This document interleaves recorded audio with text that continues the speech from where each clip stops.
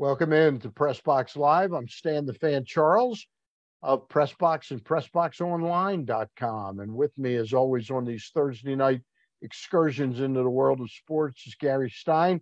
Gary, how are you, my friend? Doing good, Stanley. Ready to talk some football, as it were. All right. Well, one of our favorite people, and we're going to talk to him in just a minute as soon as I get the business out of the way. I want to remind you, and that one of our favorite people is, of course, Towson University football coach Rob Ambrose. But first, I got to tell you that the Costas Inn has been kind enough to sponsor these Thursday night discussions of the world of sports. And everybody in town knows the Costas Inn. You know, what can you say about the food that they have? It's fabulous. And the Costas Inn is still a great place to go as a point of destination to sit down and eat your crabs, crab cakes, steaks, salads, whatever it is. But during the pandemic, they really stepped up their game to accommodate people that wanted to pick food up curbside.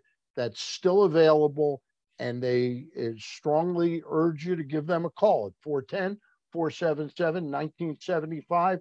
Go to CostasInn.com to read the menu before you call them. All right? That's the Costas Inn. Rob Ambrose, we welcome you in, and how are you doing? Glad to be back, man. Good to see you again. You too, Rob. Are we back? How do you feel right now? We're going to get into a whole host of things, but how is the level at the program right now? Are you back pre-pandemic? We're getting there. We're getting there.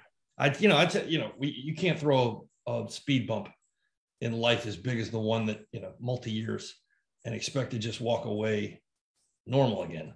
So it's been a ramp up. It's been a ramp up over a year. And I'd say we're getting closer to where we need to be. So before we talk a lot about the upheaval in the world of college sports that I know impacts your job, I did want to talk and review the season that passed, the 2021 season. How difficult was it to ramp back up after a team? We worry in baseball about how pitchers can ramp up from throwing 40 innings in 2020 to 110 innings last year to get them back up to 170, 190 innings. How hard was it to ramp up to playing a full season of football after your team basically sat out a year? It was challenging.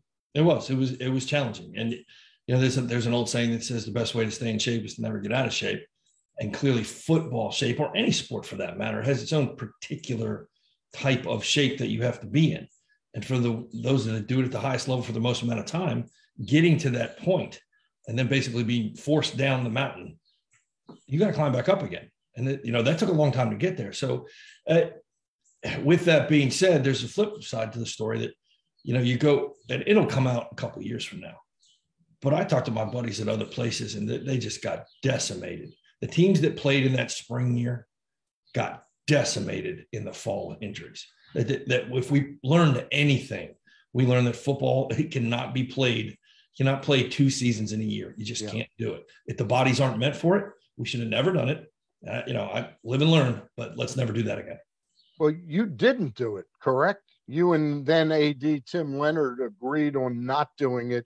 Are you proud of the stand you took then in light of what you know now? Yeah, I believe. Yes. It's hard to watch other people, sit back and watch other people play when you could have played. Yeah. It's hard. As a competitor, as an athlete, as a former, anybody who loves their game, it's hard. But when I see the number of injuries that exist, and to be honest, I look at our roster in the past year, and we've never been healthier. Now, we may not equate it to wins in that matter, but at least I know through the pandemic on the back end of this, I put the kids' safety first. We really did it as a group, everybody. It wasn't just Tim and I. It was the kids. We all talked about that and came up with that answer. And I'm really proud of how we got it done, that we decided to do it, and then how it came out in the end. Yeah, go ahead. You take a couple. So, Rob, what did you actually do in 2020? I know you guys didn't play games, right? But you still had a team, right? So did you work out? Like, what was your schedule? We had, well, in the spring, in that spring season, as much as COVID would allow, we just did spring football like we normally do. And, I had expressed some serious concerns that some teams would use this as a way to cut a corner, to say that we were going to play a season, so therefore have a practice schedule like you're in the fall, which allows you to get a lot more practice time in than you do in the spring, and then not play a full season. And that actually did happen in a couple of places. Sneaky guys, always trying to find a way around. But we treated our spring like a regular spring. And then that fall, of course, in 20, we weren't allowed to play anyhow, so it didn't really matter. Rob, I don't know if this is a benefit or not, and I don't even know if this is true, but you had more time on your hands, right? You were still the coach of the football team. Your team had more time on their hands. Did you guys grow closer at all? Like, how did you, like the culture of your team, how did that happen? Some, you'd say some, but again, we're sitting there watching other people play. So we're feeling bad that we're not playing, even though we're feeling smart of what we did. Can I jump in, Rob, and just ask as a piggyback to Gary's question? And did that spirit of team come about partly because you openly discussed the decision not to play? Yeah, again, I'm going to say the same thing, but like watching other people play this game is really, really difficult. For us, it was making a smart decision and then surviving it. So we went about the business of trying to get better as best we could. And, if you remember that time, teams aren't playing, games are being canceled, and we had the same problems with practice. We had COVID issues with practice too. So we're trying to find a way just to practice. And in the end, we're trying to find a way just to practice. And the kids are going, could you imagine us trying to play a game like this? We just lost 15 guys on Tuesday. How were we ever going to play on Saturday? How are we going to what? And so in that, the guys felt like, okay, maybe I learned a lesson that you don't have to follow the crowd all the time. And maybe you ought to sit there and think about it. And so if it's a big enough decision, it ought to be discussed with all the players involved. Gotcha. Still from me, Stan? Yeah, go ahead. Okay. Yeah. It's funny, Stan, we haven't done this in a couple of weeks. I think we're a little rusty too, So finally, when you guys I'm rusty every week, yeah. Rob, finally, when you guys did get to play 2021, I've got the record here, 4-7, obviously not what you want. But what did you find out about your team? What bright spots or what good things could you build upon from 21 moving into 22? Well, I learned a very valuable lesson that I don't know, if we don't really turn the ball over, we probably win every game. I mean, after you analyze it, you keep cutting the layers away, the onion till you really get to the core. We didn't turn the ball over. We were awesome. We turned the ball over. We're holding on to our butts. And that's little thing, everything gets taken for granted when you don't do it anymore. All of a sudden you're like, oh yeah, it means a lot. Yeah, it's good. You watch it on TV all you want, but the team that doesn't turn the ball over usually wins the game. And, you've been pretty good with ball security in the past year, but last year we were bad. That's no other way to say it. A lot to be improved on.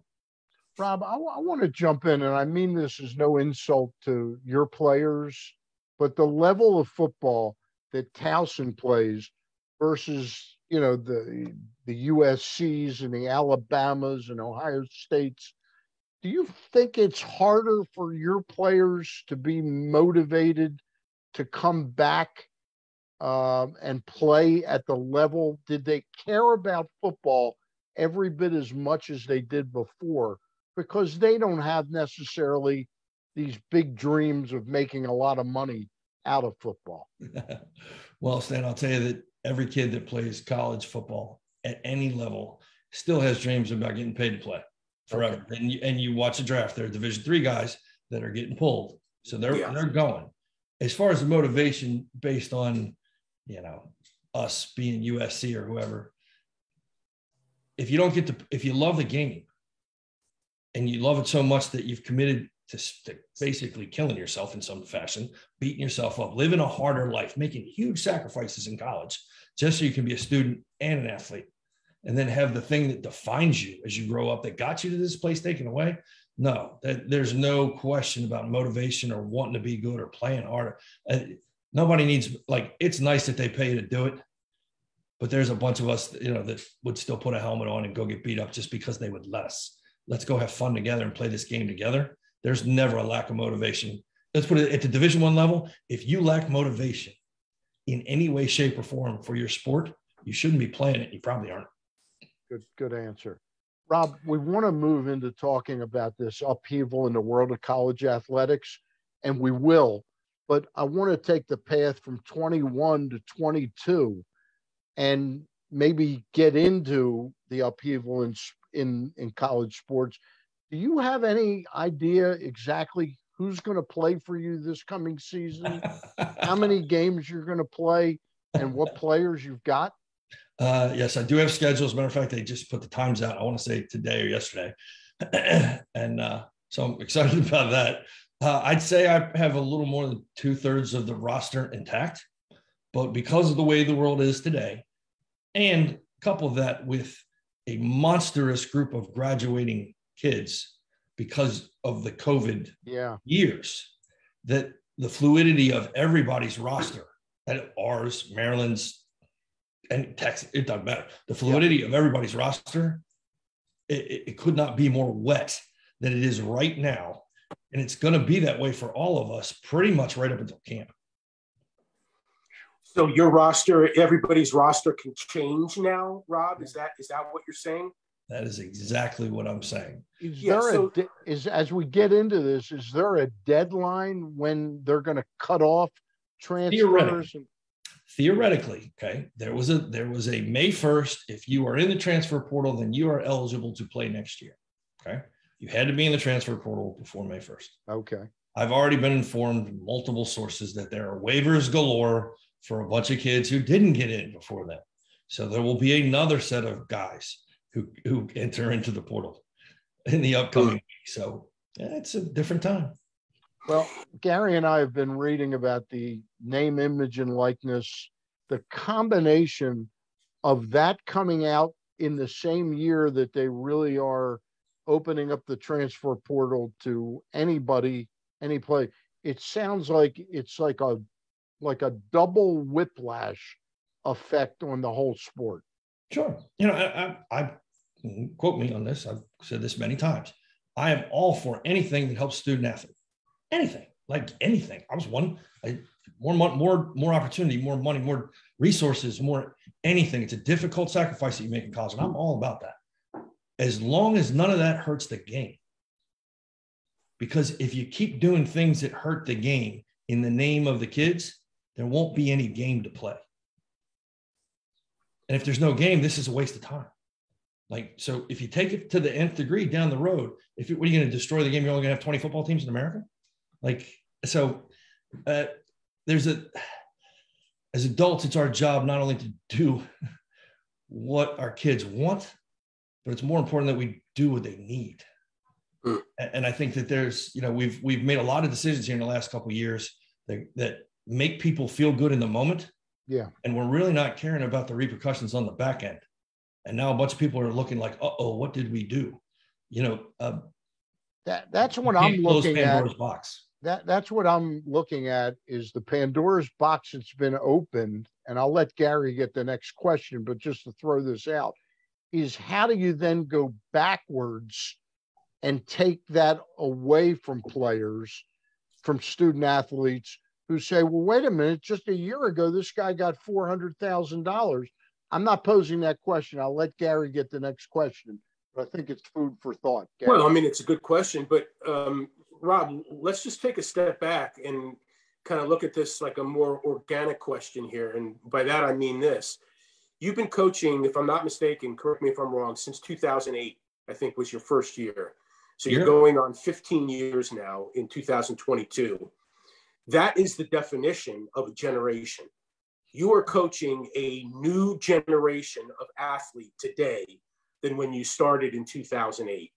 So as we talk about NIL and the portal and all that, I have a very simple question for you. What do kids want today as opposed to what they wanted in 2008? What are your conversations like when you recruit today as back opposed to then? Oh, those are two entirely different questions you just asked me there. Okay. As far as the recruiting part, you still recruit to the same things. you know, an institution is an institution. It's a student athlete. It's a college education. It's opportunity, both academically and athletically. None of that's going to ever change. That's the basis of all of it. Okay. You know, as far as the kids today, say it right. They don't necessarily want to hear the truth. That, like, if you really want it bad enough, if you really want it bad enough, then you're going to have to learn how to get through or win through. It's not good enough. Right now, it's not good enough. And if you can't get through that, you're never going to get to it, whatever it is that you want. And now we've created, instead of creating circumstances where we can teach young people how to overcome those things, how to work through, fight through, keep your eye on the ball. What's at the end of the tunnel, the thing that you wanted to work for. We don't give them opportunity to do that anymore. When they don't feel good and they don't like it, now they get to go wherever they want. And they think that's an answer. And when you look at the numbers of what's going on, that's really not the answer. It helps some of them, but we only talk about the ones it helps. And it's really interesting that nobody's talking about all the stories of the kids that end up with no home. They don't have another school. They don't have another opportunity, and they're done. But we only talk about the kids and the $1 million and the big time transfers. We don't talk about the real of these kids losing opportunities because of a false narrative. So it's a challenging time. My job is to keep what's important still important. Keep academics important. Keep good character important. Let's stick with that. Let's stick with that for just a second. If you had to put a percentage on it now, how many are the real story and how many are I'm using the word glamorous, but the high-end stories of where players gotten big money? Is it 85% is the real and 15%, or 95%? It's 95 is the real and 5% is the player. Rare case. Let's put it, and I've had to listen to this now for a while. And every time it's presented to me in this way, I'm challenged not to respond too harshly. But everybody says, oh, just leave it alone. It's just like NFL free agency. I'm like, you could not be more wrong. It's 32 teams with rules. It's 32 teams with rules and massive oversight. At the Division I level, you're talking 260 to 270 teams, just the Division I. And this is Division II and Division III. So there's 250 plus teams and no rules. So the NFL has 50 some guys on their roster. We have 100. So now you're talking 250 teams, 100 guys on a roster, and no rules, no oversight, no nothing. But somehow we thought this was a good idea. No, this is not NFL free agency, sadly. Gary? Yeah, I'm not sure that this is a question here, Rob, even, but I was just thinking about this while you were talking about that. Just the name that they've given it, name, image, and likeness, NIL, right? Let's just consider that name for a minute. Name, image, and likeness is all about that person, but you're responsible for 100 of them to make a team. So these players are now, their minds and their heads are filled with name, image, and likeness. Me. Yep. But you can't do that, right? I mean, so I don't even know if there's a question here necessarily, but like, am I right? You're just feeling bad for me. I understand. Well, let me codify the question a little bit though, and put it into terms. Are you up against that many players of your potential 100 that are pointing to me? Are they getting deals at the level of William and Mary, Delaware, James Madison? Sure. I mean, everybody, there's a little bit everywhere. Yeah, I would think so, yeah. Now, there's a little bit everywhere, but and at the FCS level, there's a little bit everywhere. But what you're really going to see, and we're hearing the story last week or 10 days ago about the kid at Miami who transferred and got $800,000 on a that's a 5% on a 2-year deal. Sure. I mean, at your level, are they getting $50,000? No, at this level, that's really not the issue. Yeah. The only issue really is that every FBS team has a recruiting board in their recruiting room of our conference, our teams, and the good players on our teams. Right. And those are the guys who are magically going to go end up in the portal now, because they're going to get some $5,000, $10,000, some name, image, and likeness deal, which, by the way, it's a nice name, right, that you might as well just throw it away. It's a silk hat on a pig when you're talking about this. Kids are being offered deals before they even think about transferring.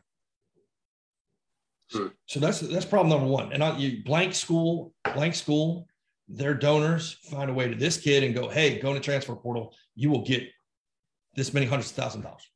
And it's free game. Like now, no, there's no rules. Nothing to stop them.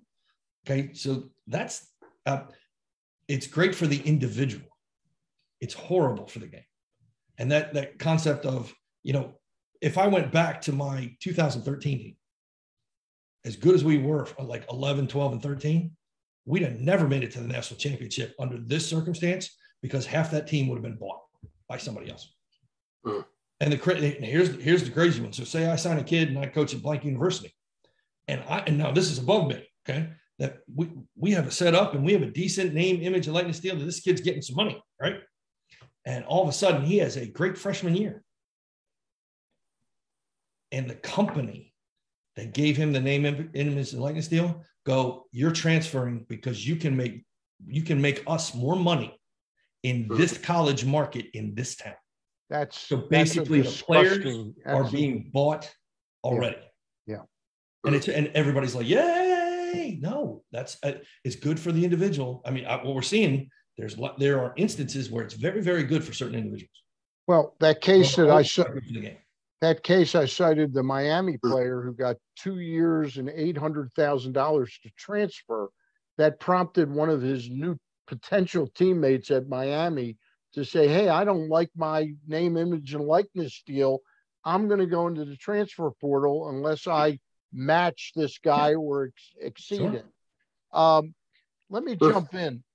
There's a gentleman named Gary Barth, who's a former college football playoffs chair, and I think he's the current Iowa athletic director. Do you know that, Gary, whether he is or not? I don't know. Rob, do you know? Okay. Well, it just came out today. It's a pretty interesting. He is on his podcast called Fight for Iowa.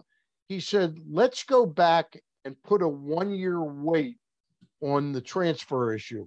If you transfer, you don't lose your scholarship, but you must sit out a year, and that would slow what he calls a feverish transfer portal, a feverish transfer market fueled by booster collectives disguising pay for play deals. All of us thought players should get some money, that they're not, doing things illegally or anything, that they're getting some pay for their time. But these dollars that we're hearing on the high end of this, they make a mockery of the whole thing now.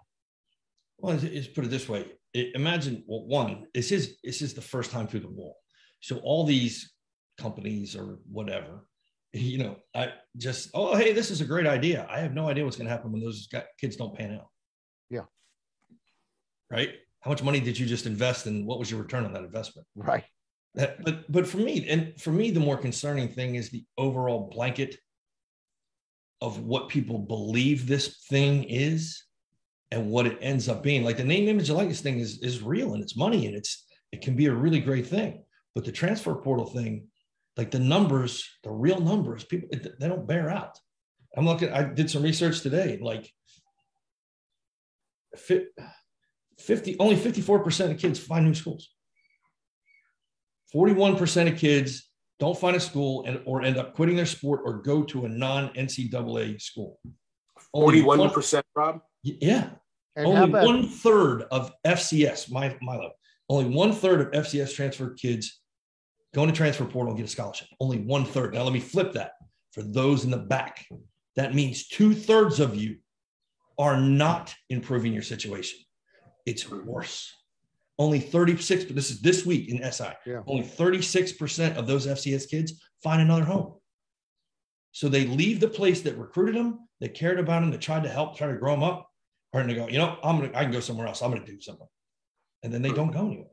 And it's interesting, like the media, I just told you 2/3 of they just did this, right? Yeah. 2/3 of these kids don't go anywhere.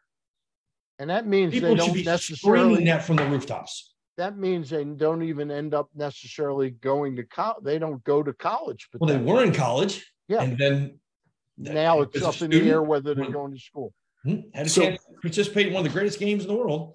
And because of this overreaching mentality right now, we're losing opportunities instead of gaining. Like I said, it seems to be a benefit for a very, very small few. And so Rob, be a negative for the game. Like, right. Rob, let me ask you 2 questions. When a kid wants to go in the portal, does he tell you first before he goes in, A, and B, do you have a chance to talk to him and tell him those things that you just said? I do. Well, hold on. I do if he chooses to. I've very rarely, since this whole thing has started, had a kid go in the portal without telling me first. Okay. And I tell him flat out, if you do that, don't even bother coming back, because you're already out the door. Right. And once you think about quitting, you've already quit. So there's no pulling you back. I do, but I educate them ahead of time. Like I tell them these numbers before the season. We talk about it all the time. Like it's so they're educated on it's not just sunny over there. It's not just green over there. And our coaches do a good, like if you're in there yelling and screaming at your kids all the time, yeah, they're probably going to go look for a transfer portal. But if you have deep relationships with your kids, and they're not, Shane Simpson went to the transfer portal when we didn't have COVID, and he was heartbroken. Like he didn't want to go. He wanted to play football. He wanted to play his last year with me. He wanted Towson. He's a Towson guy, and he had to go play where. I said, man, you got to go where the water. You drink the water where the water is. Like you got to go. And so that's the kind of scenario more times than not here. Now I'm going to get some kids who are on the depth chart too far behind good guys, and they want opportunity somewhere else. And I will help guys transfer for opportunities as long as we're doing the things the right way. But the whole, screw it, I'm going to transfer portal. Like, okay. Now there aren't too many of those. How many times can a kid go in the transfer portal, Rob? Well, there's rules. Like you can do it. There's a one-time transfer rule, and then you can transfer again after you graduate, and then you can transfer again under certain circumstances. So it's wild. If you think like I'm aging myself. When I started, we all are. And they had the NCAA manual, like the handbook, rule book. They call it the rule book. It was like a pamphlet. And from the time I started playing ball to today, that pamphlet is now like an encyclopedia. Yeah. Rob, let me just ask you a sort of a real mundane question. How did we end up with these two things, name, image, and likeness, and the transfer portal? How did we end up with both of them occurring in the same year? Is that just a bad luck? Or was it by some type of... there's a reason that the NCAA president is stepping down this year. Yeah. Poor leadership. Like I'm not involved in that decision making, but if that's your job and you're responsible, you are the overseer of NCAA athletics and the sports, and then you're going to go, hey, we're going to do this and this at the same time. Yeah, I'm going to question your degree. Like, where did you go to school, and how did you think that was a good idea? And who are the people that you were talking to? Yeah. Like, and I've said this a million times. Like, there's a million great ideas in the moment, but chase it down the line and figure out the probable consequences or results. And it's not. We're way too wrapped up in making people feel good and giving them what they want instead of giving them what they need. Or I don't think they did a good analytics study. Sports uses analytics. It doesn't sound like they did a run on this. This doesn't take high math to figure out. You're only talking about two variables, and you bring both of them are volatile. If you bring them both together, somehow you thought it was not going to be a bad idea. So let me get back to the question I posed before. How do you put the toothpaste back in the tube once you've let some of these kids experience a high level of gratuity for what they do versus the 95% that this is going to either impact negatively or very small. I don't think you can put the genie back in the bottle. I don't. Okay. I don't think you should. The concept's correct, but clearly it takes some molding. It takes some boundaries. It takes some guidance. You know, we've went fire, aim, ready. Like, how did we get to there? Yeah. So now that it's out, and like I said, I believe it's good for the kids. I really do. And so I'm all for it. I'm not all for it in the way in which it's being done right now. Not at all. It needs guidance. It needs boundary. It needs rules, and it needs oversight. And it's going to be extremely challenging because the people that you're trying to have oversight with aren't the one that answer. You know, the money guy in the state of Texas with the oil money, he doesn't answer to the University of Texas or NCAA. Right. So this is what, you know, we open Pandora's box. I don't say you're never going to close it again, but you better figure out how to keep a little boundary, keep a little oversight, and keep it from getting away. Because if not, this great idea will be a horrible idea because it would have crushed the game. Gary, you got one more for Coach?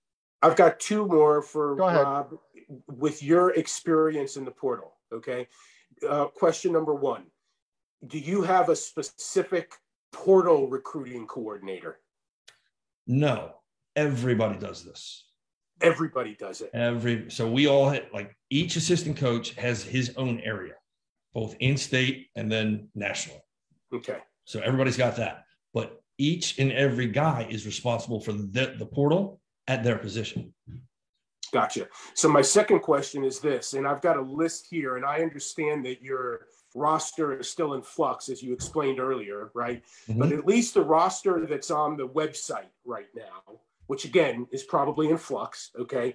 But I'm just going to read off some schools of players who have transferred into your program. Again, this may not be 100% accurate, but here's just a quick list of some of the schools.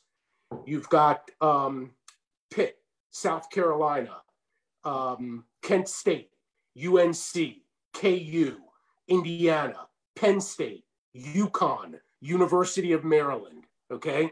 Those are some pretty good schools. They're obviously higher Division I schools. My question is there a common story among these kids coming from the higher level? Like maybe they were behind a better player, they weren't happy with their, whatever it was. Is there a commonality among these kids that are coming down from a higher level down to the FCS? Yeah, it's usually one of two things. It is being on a depth chart, being too far behind the guy. And then the other one is not a bad kid, but an immature kid at his first school, burned some bridges, needs a fresh start, that kind of thing. Those are usually the only reasons the kids ever come down. Gotcha. My last question for you really is about how many more players do you think before your actual training camp starts? When do you start? In late June or July? Well, real camp starts August, but our kids will start working out again together, even though finals are coming up, like June 1st. Okay. How many new players do you think you will add to your roster between now and then? And is that sort of, would it be fair to say that most of your colonial teams are going to add the same number, roughly? I would believe so. And I'll use August 1st as the drop dead date. Okay. But I'm going to say probably 15 more. 15 more. Okay. Mm-hmm. What is this? You think about it, one side of the ball. Hold on. Let me just ask this. And then, Gary, you'll get the last question. So how hard is it going to be to bring this all together for teamwork and unity of purpose, or you don't really know the answer to that yet, do you? I'm going to thank God I grew up as the son of a high school football coach. I'm dead serious, because that mentality had to happen all the time. Kids worked out in the summer, but you really couldn't do anything with them. And then they just show up and you go, okay, I got to make a team out of these guys. And the guys that played in the spring, they know that there are more guys coming. And I'm like, they know that they're the core of the team. and that the guys that we bring in, it's kind of like treating it like the NFL. The guys that were here in the spring, they're the vets. I don't care what year, they're the vets because they're the vets in this program. Now whoever transfers in and joins our program over the summer, it's the vets' jobs to educate the newbies as to what we are all about. And together we find a way before the first game to have a team. Rob, I just want to ask you, and I know you're an honest guy, and I'm sure you'll give us an honest answer. And you're still young, Rob. I mean, 15 years, coaching, but still, I mean, look at you, for crying out loud. But my question is, with all of these changes that are going on and all of these things that you need to think about, has it taken away any of the joy of actually coaching the football team? I don't think there's anything that can ever take away the joy. I mean, you can take all kinds of life's adversity. Football's the thing that'll save you. It's saved kids. It's brought them from places they couldn't get out of. The stories that you hear from locker room to locker room to locker room from the age of 7 till you're dead. I don't know. You'd probably have to kill me to take the joy away. Rob, a last question. Next week on Wednesday, Gary and I are going to be interviewing your new boss, new athletic director, Dr. Steven Eichenbrot. Can you tell us one quick story about him that you sort of might sum up what he's about? I don't know if I haven't been around him enough to give you a story of him. However, in our, he's everywhere, meeting everyone, doing everything in an incredibly short period of time. And he's transitioning, trying to move back from South Carolina, which is no easy thing with a family. He's dealing with all this. Sure. Name, image, and likeness transfer. Well, hey, welcome to being AD, buddy. Yeah. No, but from what I like, because I was a student athlete here, because I worked here previously, when I did come back, I had a really better than normal understanding of the community, the university itself, its history, the culture, stuff. Yeah. And so I knew, what was good, what was bad, what might need to be changed or tweaked. When you take a complete outsider, and I really believe Towson University is a very different academic situation. It's how it's grown. It used to be this little thing, and now it's this huge thing. It's trying to figure itself out along the way. I'm thoroughly impressed with how quickly he figured out this place, the pulse, the people. Like he's incredibly quick, impressively aware, and without saying much, he's got it. It's been a short period of time, but yeah, I think he's going to do great here. All right. He is Rob Ambrose, head football coach at Towson University. And Rob, what's your schedule like this year? Anything like that really stands out? I think we're gonna like the Bills and the Ravens playing Thanksgiving Day, which isn't happening. I'm gonna play Morgan at night at home to open. Okay. Or home opener. Yeah. The home opener. Okay. Going out to West Virginia, play them again. Cool. I think that one of the things is after the Morgan game, I don't think we have a night game. These are all day games. You don't have you've got, like, after the West Virginia game, the rest of your schedule is conference. Yes, so you've got 3 non-conference. Bucknell, Morgan, and then West Virginia, and the rest of them. For those that are following, no, my brother and I do not get to go head to head now that he's not at Delaware. He's at Albany as the OC, and we don't play them this year. It's much to the chagrin of my mother. Rob Ambrose, always a pleasure to talk to you. We look forward to seeing how this all plays out. Gary Stein and I will be back together next Wednesday at about what time are we going Wednesday? 7 o'clock, Gary? We're going at 7 o'clock, yeah. We're on at 7 o'clock. That's right. My Monday show is at 4:30 with Phil Rye and Adam Polo, the Bowie Bay Sox. Gary and I will be back on the 18th, Wednesday, 7 o'clock with Dr. Steven Eichenbrot. Also brought to you by the Costas Inn. And Rob, you don't have to hang around for this if you don't want to hear it. But I will tell you that the Costas Inn is located 4100 North Point Boulevard. And the Costas Inn, everybody in town knows the Costas Inn, how great the food is, what a great place it is to watch sporting events and be with your friends. But during the pandemic, a lot of things changed and they upped their game. in the carry-out curbside business. Go to CostasInn.com, check out their menu on the web, and then call them at 410-477-1975. For Rob Ambrose, Gary Stein, I'm Stan the Fan, and we'll see you down the road. Thanks, Rob. Thank you, guys.